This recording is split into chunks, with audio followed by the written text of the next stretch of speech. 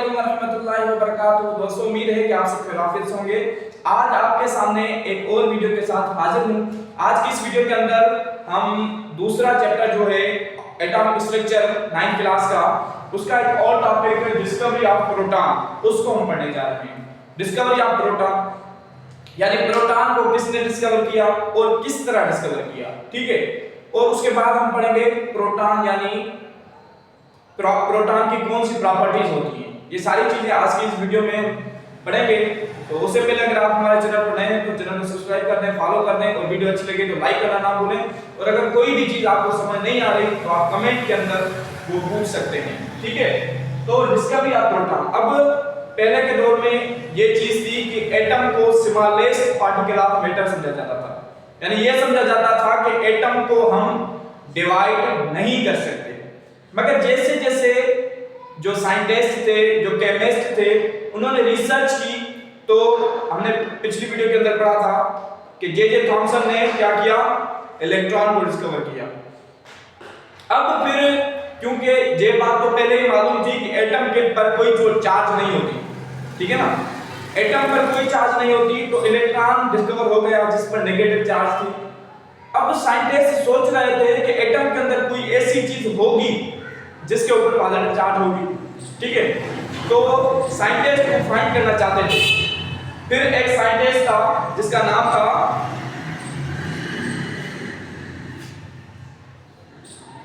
गोल्डस्टन। क्या नाम था? गोल्डस्टन ने 1886 में 1886 में क्या किया, प्रोटॉन को डिस्कवर किया। प्रोटॉन जो पॉजिटिवली चार्ज होते हैं, प्रोटॉन पर कौन सी चार्ज होती है? पॉजिटिवली चार्ज होते हैं, ठीक है, पॉजिटिव चार्ज होती है इस पर, ठीक है। और कहां पर होते हैं ये प्रोटॉन? कहां पर होते हैं? हमने पढ़ा था कि ये न्यूक्लियस के अंदर होते हैं। न्यूक्लियस के अंदर कहां होते हैं? एटम के न्यूक्लियस के अंदर होते हैं, ठीक है। और इन्होंने किस तरह डिस्कवर किया प्रोटॉन को? एक्सपेरिमेंट कौन सा किया? Cathode rays tube experiment. अब आप सोच रहे होंगे कि सर ये तो कैथोड रेज एक्सपेरिमेंट तो जे थॉमसन ने किया था, तो इस गोल्डस्टन ने भी वही एक्सपेरिमेंट किया, सेम एक्सपेरिमेंट, मगर इसने एक चीज बढ़ा दी। वो क्या चीज बढ़ाई अभी हम समझते हैं, ठीक है। अब ये जो ट्यूब थी,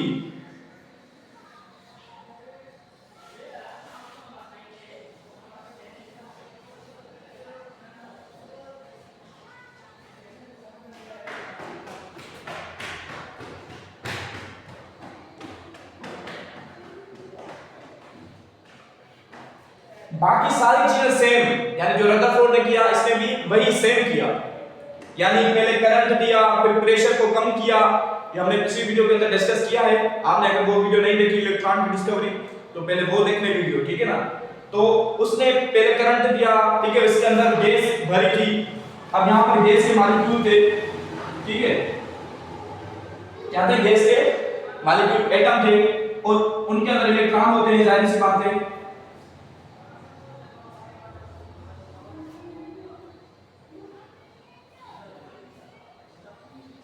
ठीक है। अब गोल्डस्टन ने अपडेट क्या की, कौन सी चीज यानी नहीं लाई, वो ये किया कि यहां पर जो कैथोड रेज है ना, इनके अंदर छोटे छोटे होल कर दिए। क्या कर दिए? छोटे छोटे होल कर दिए। अब इसका रिजल्ट क्या निकला? हमने यानी पिछले वीडियो के अंदर ये पढ़ा कि जैसे ही हमने करंट दिया तो यहां से इलेक्ट्रॉन निकले और इस गैस वाले इलेक्ट्रॉन से टकराए, और दोनों इलेक्ट्रॉन यहां पर इस गिलास के साथ टकरा गए। और यहां पर रदरफोर्ड ने देखा कि यहां पर एक यानी ब्राइटनेस नजर आई, चमक नजर आई। उसने कहा कि ये नेगेटिवली चार्ज है, जिसको उसने इलेक्ट्रॉन का नाम दिया। अब गोल्डस्टन ने क्या देखा, ये पार्टिकल तो यहां पर टकरा गए, लेकिन गोल्डस्टन ने देखा कि फिर इन होल में से कुछ पार्टिकल क्रॉस करके वापस इस गिलास से टकरा रहे थे। ठीक है, यहां पर उसने क्या देखा, यहां पर उसने ब्राइटनेस देखी, यानी ये नेगेटिव चार्ज की तरफ ये पॉजिटिव चार्ज है। ठीक है, तो उसने नेगेटिव चार्ज की तरफ क्या देखा, यहां पर कुछ ब्राइटनेस देखी। उसने कहा कि यही तो है जिसके ऊपर पॉजिटिव चार्ज है, जो एटम का हिस्सा पॉजिटिवली चार्ज है वो यही तो है। तो उसने ये कंक्लूजन निकाली कि एटम के जो यानी अंदर पॉजिटिवली चार्ज पार्टिकल भी होते हैं, और उसने उसको नाम दिया क्या, केनाल रेस। क्या नाम दिया, केनाल रेस। इसलिए केनाल रेस में जो केनाल थे, जो होल्स थे, उसमें से क्रॉस करके आ रहे थे, इसलिए उसने केनाल रेस दिया, नाम दिया। बाद में जो दूसरे साइंटिस्ट आए उन्होंने क्या इसको नाम प्रोटॉन दिया। ठीक है, अब इस तरह प्रोटॉन डिस्कवर हो गया। अब आप सोच रहे हैं, शायद आपके जहन में कंफ्यूजन हो, वो ये कि ये प्रोटॉन इस तरह क्यों आ रहे थे, इसलिए कि यार ये प्रोटॉन कहां से आए, मैं आपको बता रहा हूं। ये मिसाल के तौर एक एटम है, ठीक है, हाइड्रोजन का एक एटम है, उसके अंदर एक प्रोटॉन है और एक इलेक्ट्रॉन है।